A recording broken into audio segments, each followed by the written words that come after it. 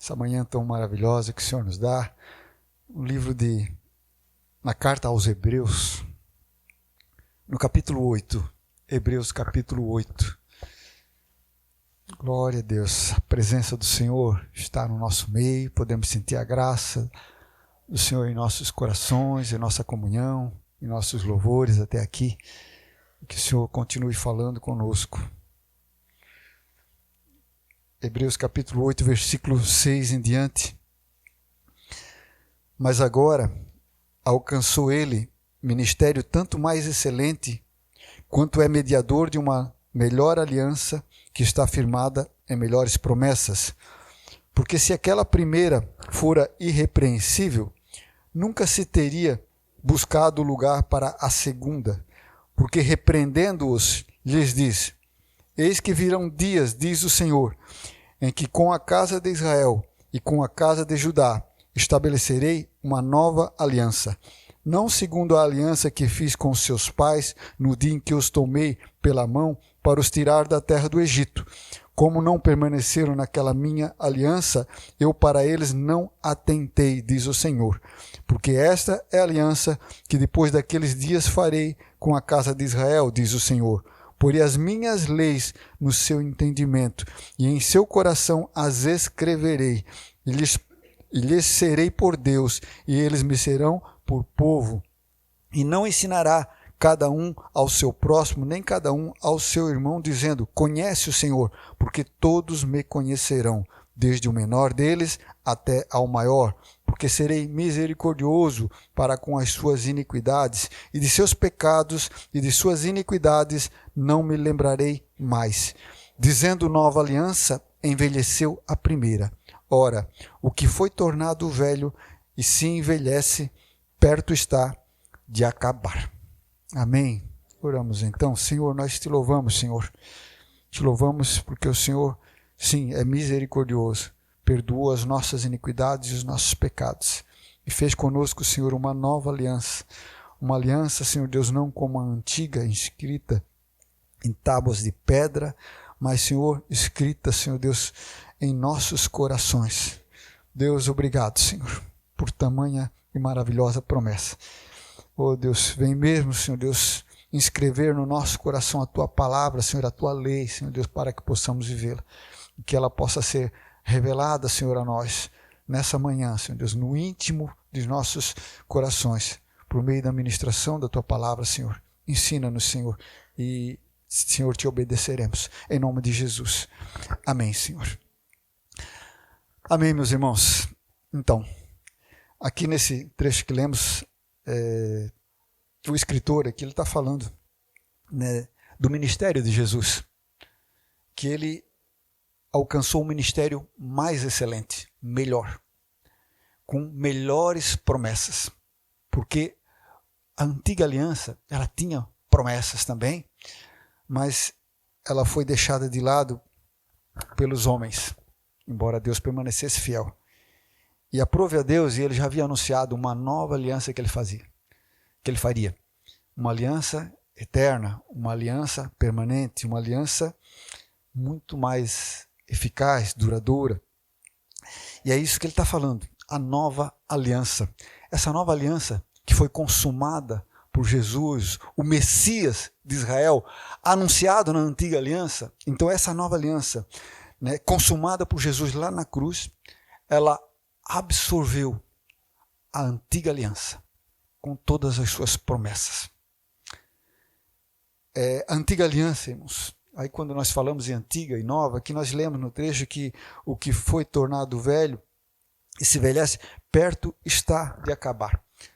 A antiga aliança, ela não era desnecessária. Então, para que foi feita? Não, Deus não faria alguma coisa assim só para, né, para passar o tempo, né, ou algo assim só para, enquanto espera algo melhor, ele faz, não, dá uma tapeada aqui com isso aqui. Deus não faz dessa forma, né? O que Deus faz é perfeito. Não, a antiga aliança não era imperfeita, ela era perfeita. Só que ela foi estabelecida pelo próprio Deus em um tempo em que o ministério do Messias de Israel, né, e as promessas, né, relativas a esse ministério eram coisas futuras. A vinda do Messias, o cumprimento da obra por meio do Messias e as consequentes promessas era algo que eles vislumbravam para o futuro. Então, no tempo deles, ainda não havia a provisão do Evangelho, não havia a redenção feita pelo Messias prometido que viria. Não havia a redenção da cruz. Então, Deus estabeleceu uma provisão suficiente para eles viverem, mas era uma provisão temporária.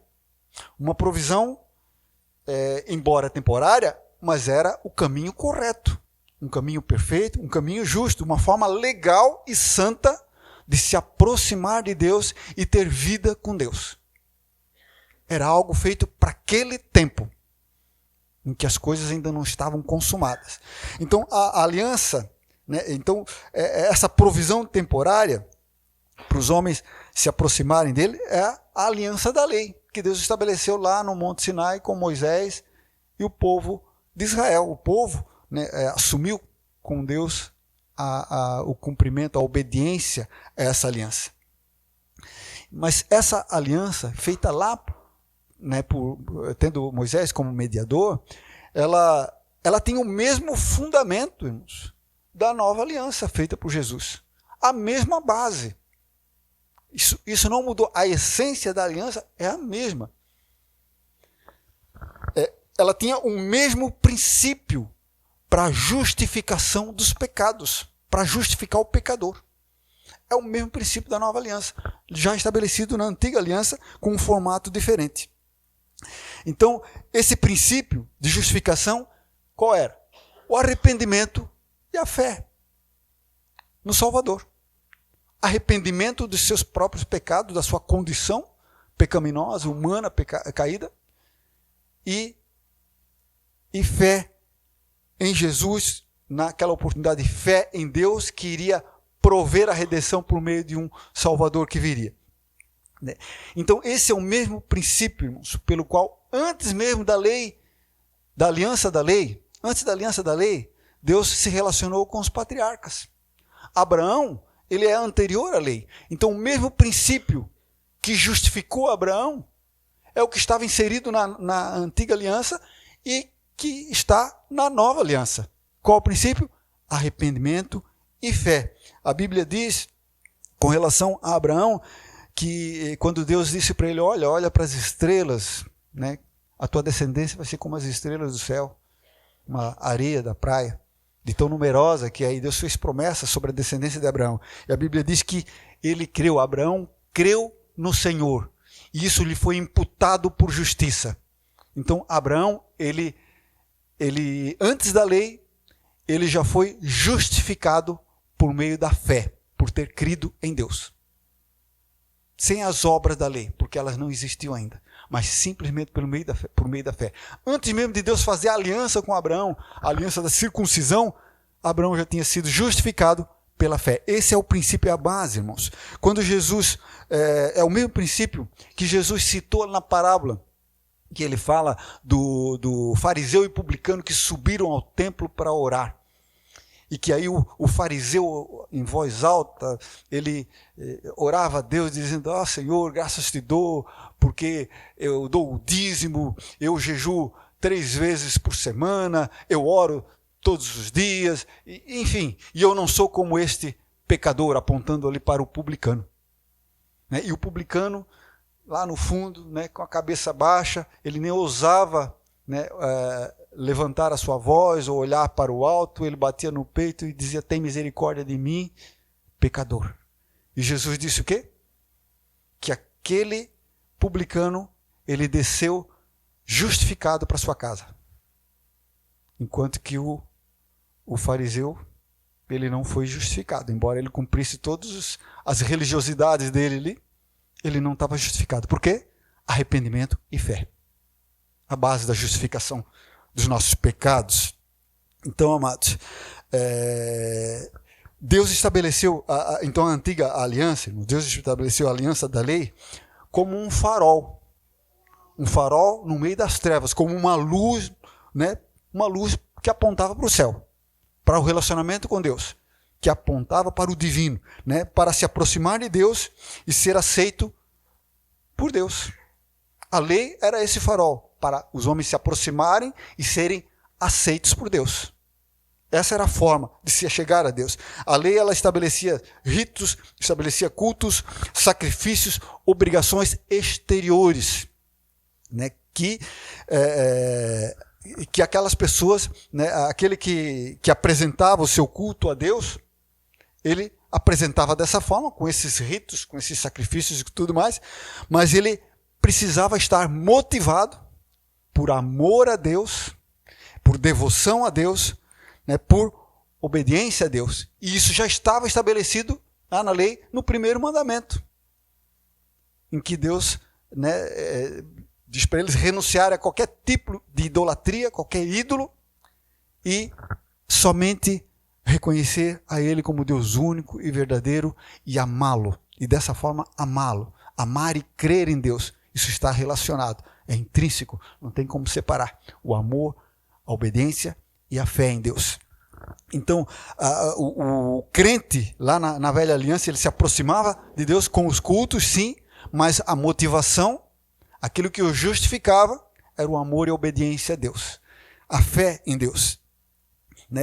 Então, quando ele se arrependia do seu pecado, ele fazia o quê? Ele vinha nos locais de culto, ele apresentava um sacrifício, e ali, né, ele oferecia aquele sacrifício, né, e o sangue daquele sacrifício, né, era a propiciação pelo seu pecado. Ele era perdoado, um sacrifício de sangue ele oferecia.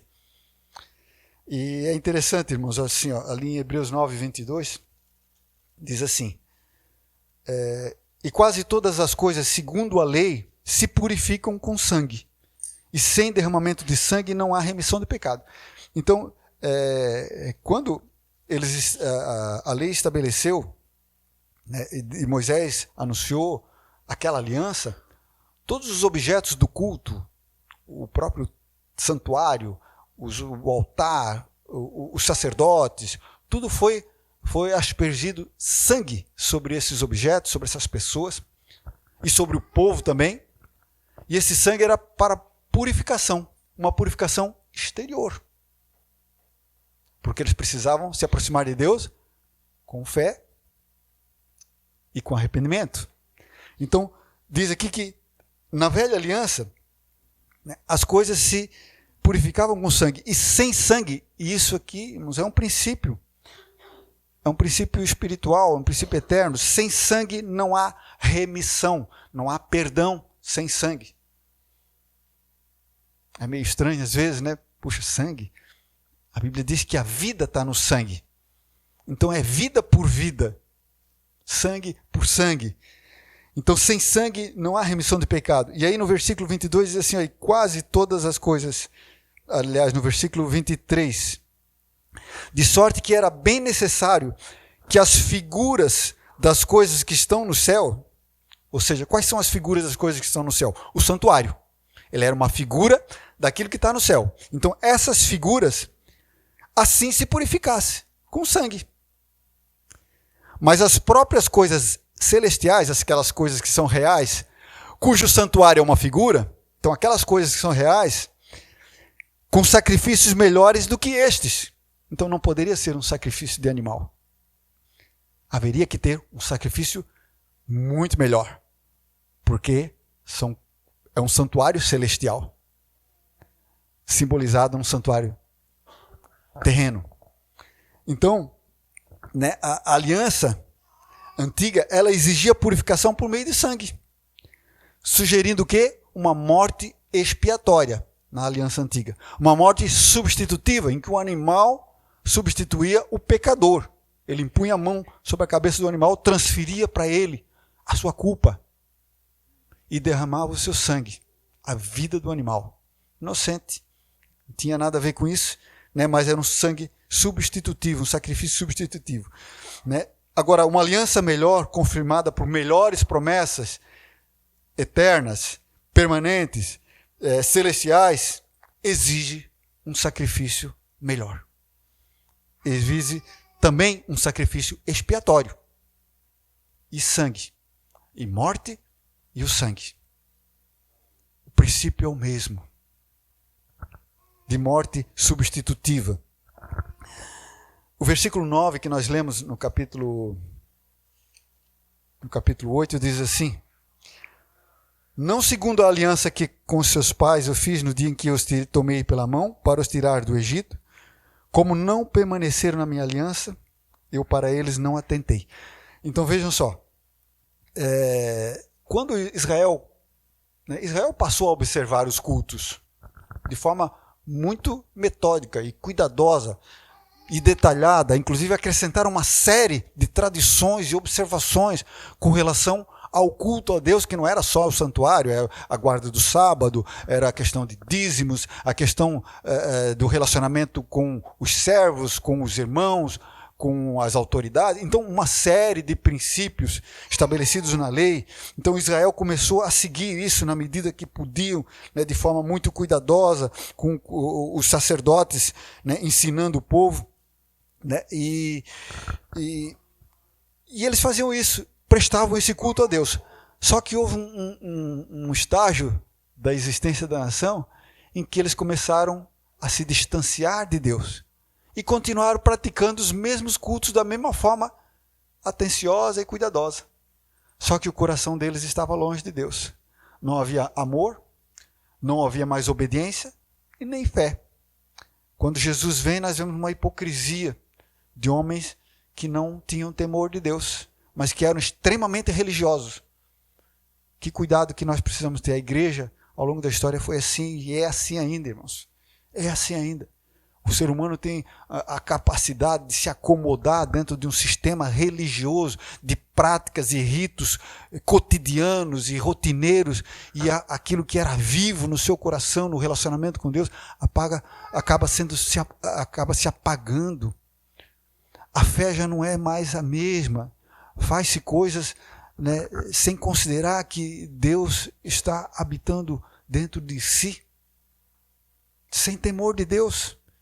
Então, se não há temor, não há amor a Deus, não há reverência a Deus, não há obediência, não há aqueles atos de religiosidade não podem salvar por si mesmo. Assim o povo de Israel fez.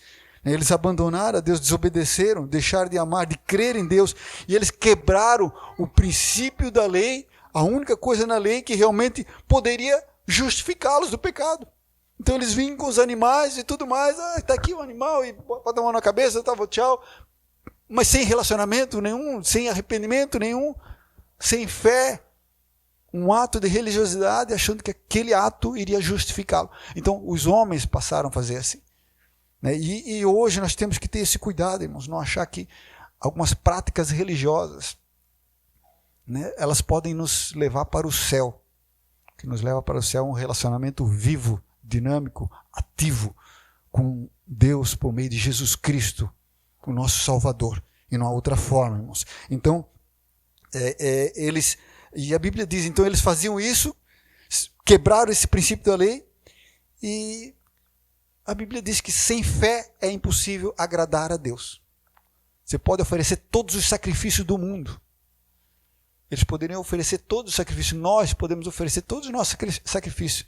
Podemos entrar num ritmo de ativismo religioso frenético e absurdo. Mas isso pode não estar agradando a Deus, porque sem fé é impossível agradar a Deus. A fé implica um relacionamento que o conheça, que o tema, que o ame, que o obedeça. Então, eles quebraram isso, né?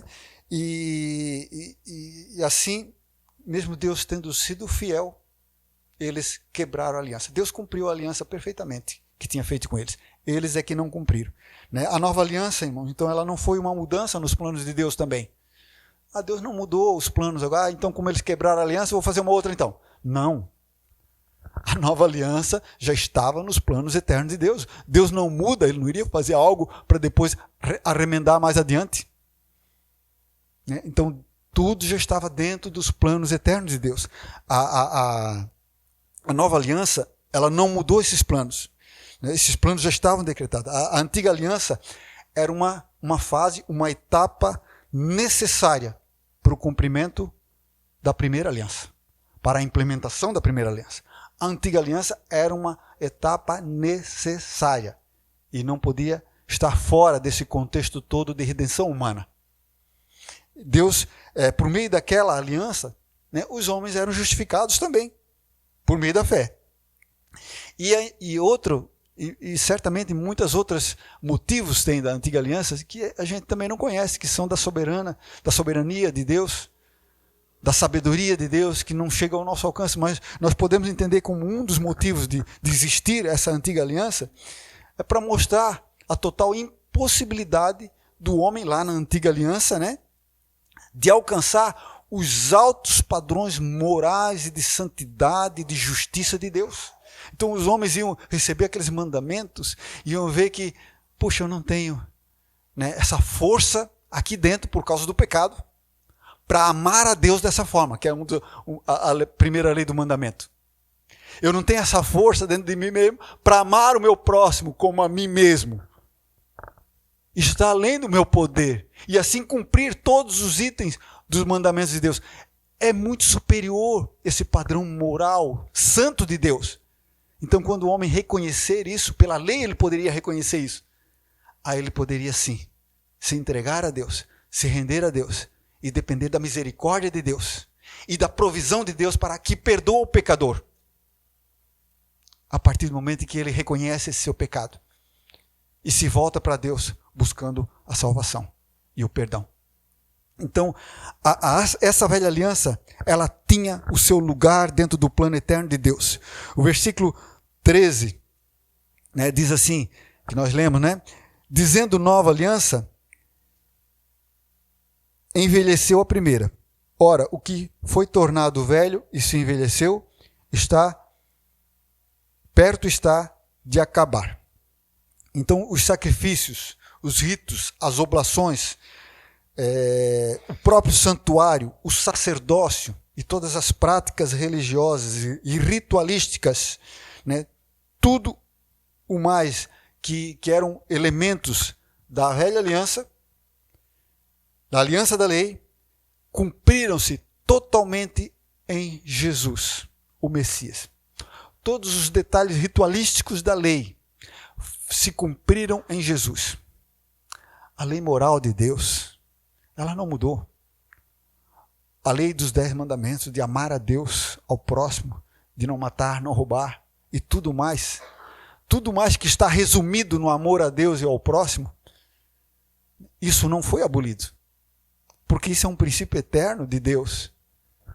É um princípio da antiga aliança, estabelecido como um fundamento eterno, que perpassa a nova aliança e vai eternamente ser assim. Então, mas toda a questão ritualística, todos os símbolos, tudo que apontava para o Messias, para a nova aliança, se cumpre em Jesus. Jesus diz assim lá em Mateus 5, não cuideis que eu vim destruir a lei ou os profetas.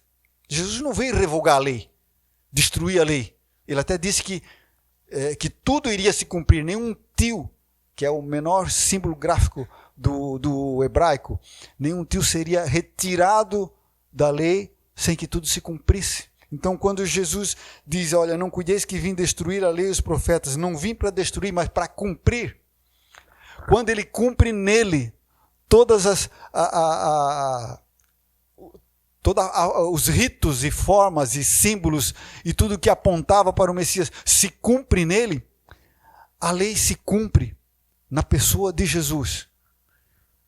E ele então se estabelece uma nova forma de culto. Não uma mudança dos planos eternos de Deus para a salvação.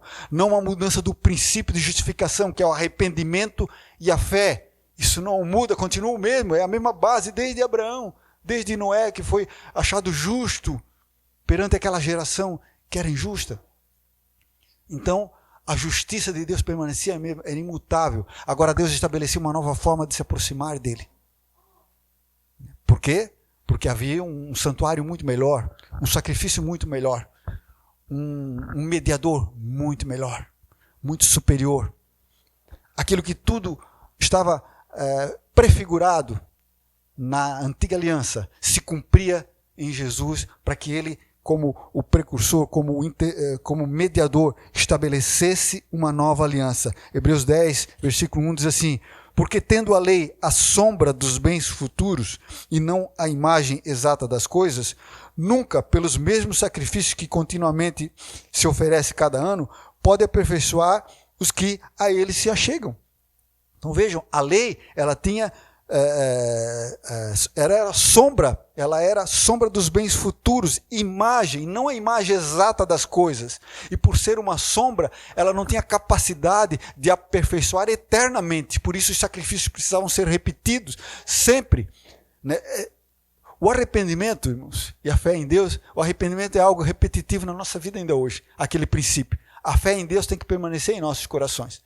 Agora, a prática de oferecer o sacrifício, o sangue, ela precisava ser repetida de tempo em tempo pelo fiel. Então, esse sangue nós não precisamos oferecer de tempo em tempo, porque ele foi oferecido já uma vez só. Um sacrifício muito melhor, como nós já falamos. Então, o versículo 8...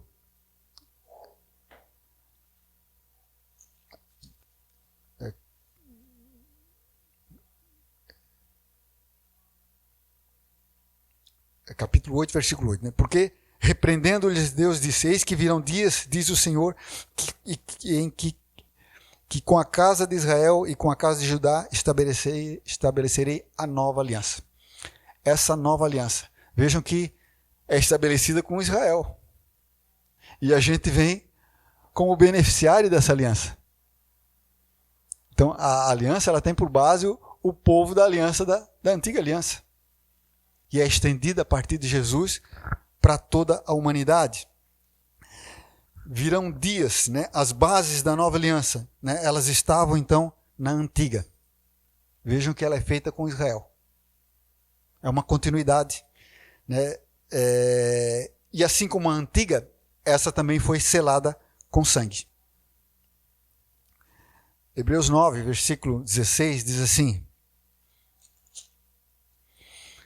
porque onde há testamento, é necessário que intervenha a morte do testador. Diga-se aqui, testamento e aliança têm o mesmo significado nesse contexto que a carta aos Hebreus está escrevendo. Onde há, então, aliança, onde há testamento, é necessário que intervenha a morte do testador. Um testamento, na verdade, hoje, ele só tem valor depois de morrer aquele que fez esse testamento, o testador. Então ele estabelece ali a divisão da sua herança. Quando ele morre, ele passa a ter valor, embora ele é registrado antes. Porque um testamento, versículo 17, tem força onde houver morte. Ou terá ele algum valor enquanto o testador viver? E aí ele está falando da nova aliança. A nova aliança, ela tem força depois da morte. E ele está falando da morte do nosso mediador. Na antiga aliança, né, haveria o perdão, ele era eficaz depois da morte do animal. Mesmo que houvesse arrependimento e fé, o caminho para chegar a Deus e receber o perdão era o sangue de um animal. Na nova aliança, mesmo havendo arrependimento e fé, o caminho é direcionar essa fé para Jesus. Porque o mesmo sangue que cobria os pecados, mesmo que provisoriamente, lá na antiga aliança, agora é um sangue muito melhor, um sacrifício muito melhor, cobre os nossos pecados, nós que estamos debaixo da nova aliança. E que Jesus não precisa ser sacrificado todas as vezes.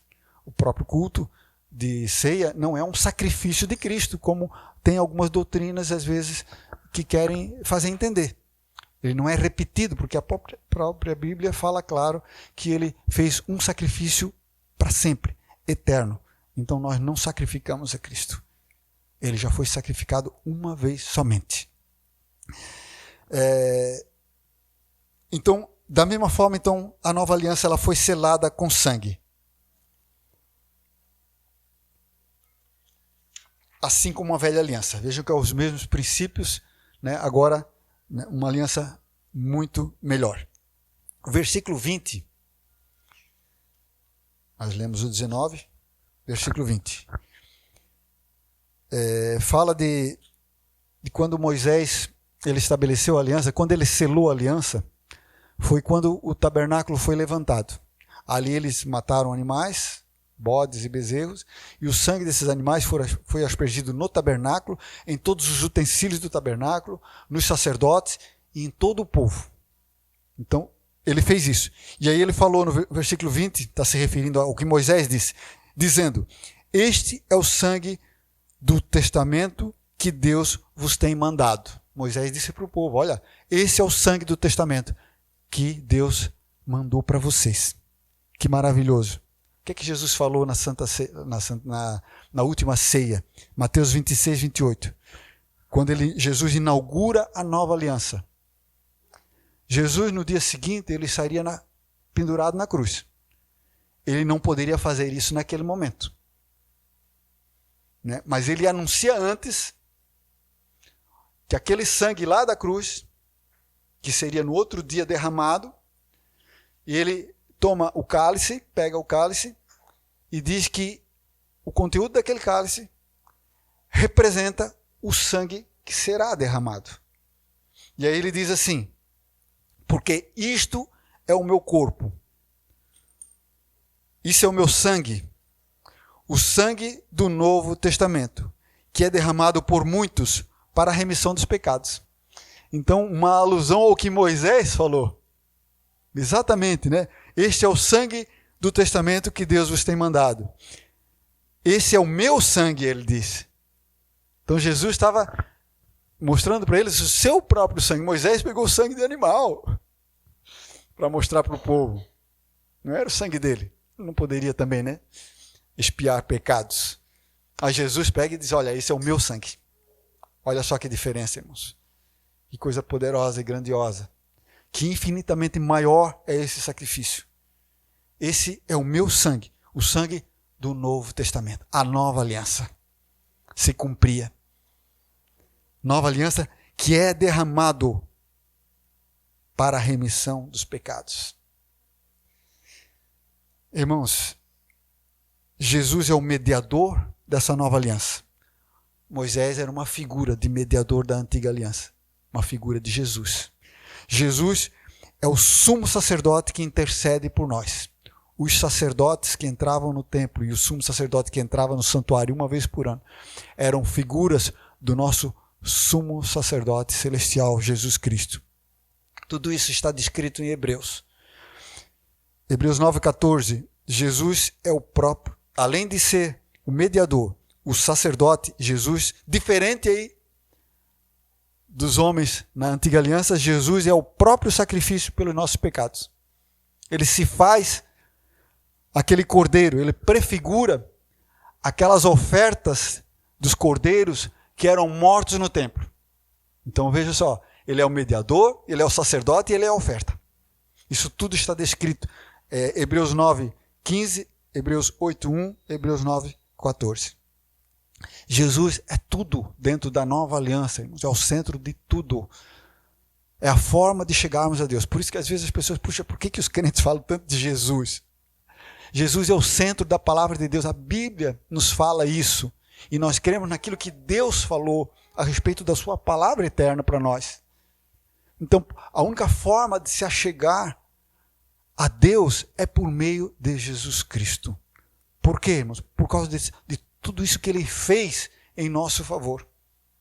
Ele entrou num santuário, aqui no capítulo 9, versículo 1, diz assim, olha, ora, também a primeira aliança, né, tinha ordenanças de culto divino e um santuário terrestre. A primeira aliança tinha um santuário terrestre.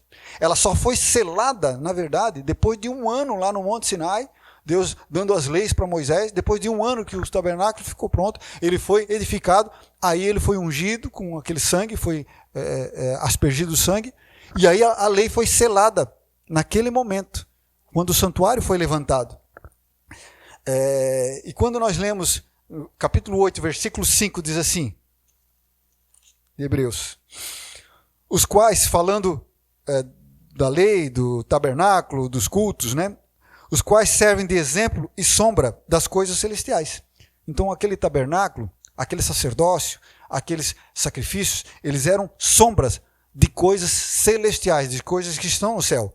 Como Moisés divinamente foi avisado, estando já para acabar o tabernáculo, foi dito, olha, faze tudo conforme o modelo que se mostrou para você no monte. Olha só como Deus foi cuidadoso, irmãos. Como era importante aquele tabernáculo. Deus não só deu para Moisés todos os detalhes da construção do santuário, tipo de material, as medidas, a forma de transportar e tudo mais, mas Deus mostrou para Moisés um modelo.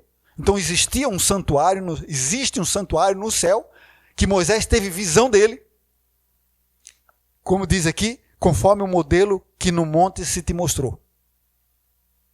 Deus mostrou para Moisés um santuário celestial. 8:5 nós lemos, né?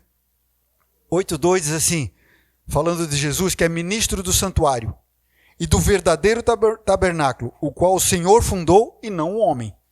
Então, Jesus é ministro de um santuário que não foi fundado por homem. Não é aquele tabernáculo terreno, é outro.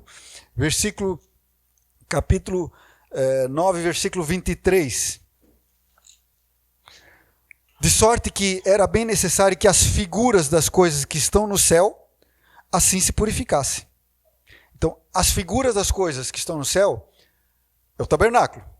Elas são figuras de coisas que estão lá no céu. Essas aqui se purificavam com esse sangue, mas aquelas lá tem que ter um sacrifício melhor. É isso que ele está dizendo aqui. Então, existe um templo, um tabernáculo celestial, né, que os homens não tinham acesso para uma obra que fosse mais perfeita, que também pudesse conceder aos homens promessas melhores. Versículo 24, porque Cristo não entrou num santuário feito por mãos, figura do verdadeiro. Então esse santuário feito por mãos é uma figura de um verdadeiro santuário lá no céu, onde Cristo entrou, porém no mesmo céu, para agora comparecer por nós perante a face de Deus.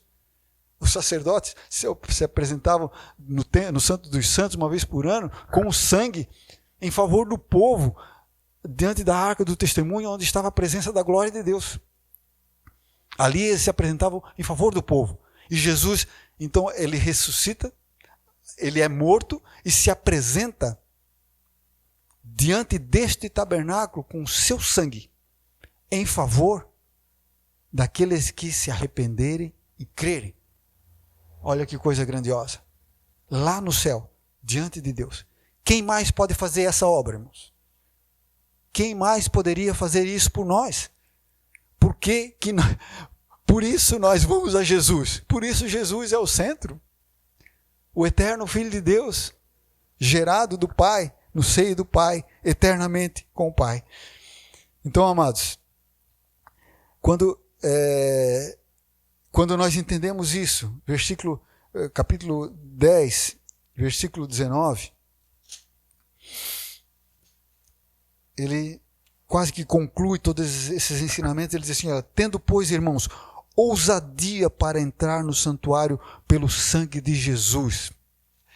Essa ousadia aqui, irmãos, ela inclui coragem, inclui fé. Fé. Entendemos pelo arrependimento que temos pecados, mas por aquilo que Deus diz na sua palavra, pelas suas promessas, nós entendemos que o sangue de Jesus, ele nos cobre desse pecado. Então nós podemos sim ir, que não vamos sofrer a ira e a condenação de Deus por causa daqueles pecados. Porque o sangue de Jesus nos cobre. E a ira e a condenação que está sobre o nosso pecado, que não foi simplesmente esquecida, foi lançada sobre Jesus. Ele é o sacrifício substitutivo. Eu não vou chegar lá dentro de Deus e ser morto por causa do pecado, porque alguém morreu por causa do meu pecado. Um sangue foi derramado para que o meu não precise ser derramado diante de Deus. E eu fui perdoado. Irmãos, isso é tão grandioso, irmãos. Às vezes as pessoas não entendem como é que pode um inocente pagar por um culpado. Quando nós lemos a palavra de Deus, nós precisamos crer naquilo que Deus está falando, naquilo que Jesus falou, que é assim. E é muito claro, irmãos, na palavra de Deus essas coisas. Então nós precisamos ter ousadia. Então essa ousadia exige arrependimento e fé. para que o sacrifício apresentado, o sacrifício de Jesus, realmente seja eficaz para a nossa vida. Então, se nós entrarmos no santuário sem a ousadia que implica arrependimento e fé, é como na velha aliança que eles quebraram, entrando no santuário com sacrifício de animal, mas sem arrependimento e fé. Então não há justificação. Então Jesus, irmãos, ele é o sumo sacerdote dos bens futuros. Vindo Cristo, o sumo sacerdote dos bens futuros, por um maior e mais perfeito tabernáculo, não feito por mãos, isto é, não desta criação. Jesus, ele é o sumo sacerdote dos bens futuros. Ele veio até nós por um perfeito tabernáculo, tabernáculo no céu, feito pelo próprio Deus. Versículo 12, 9 e 12. Não, nem por sangue de bodes ou bezerros, mas com seu próprio sangue, ele entrou no santuário. Capítulo 9, versículo 14.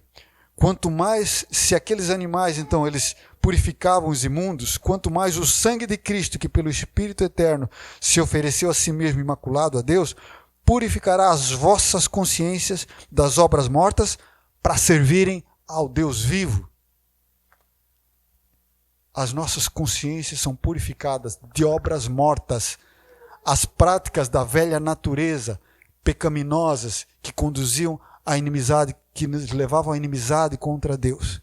Então nós vamos sendo purificados dessas obras mortas. Para quê? Para servirmos ao Deus vivo, com fruto de vida, fruto do Espírito em nossa vida. Purificação da consciência dessas obras. E versículo 15.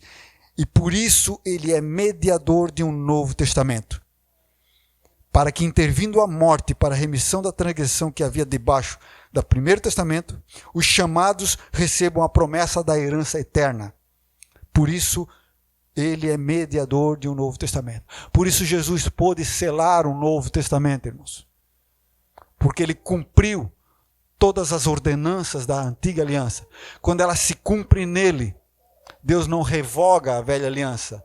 Deus cumpre ela plenamente e ela perde o seu efeito a partir de então, por ter coisas maiores adiante. Ela se torna desnecessária quando Jesus vem, porque ele é maior que a lei, ele é maior que o tabernáculo, ele é maior que o sacerdócio de Arão, e o sacrifício dele é melhor que os sacrifícios antigos. Então, a partir de então, ele diz como será essa nova aliança. Ele é legislador de uma nova aliança que nos ensina como nos aproximar.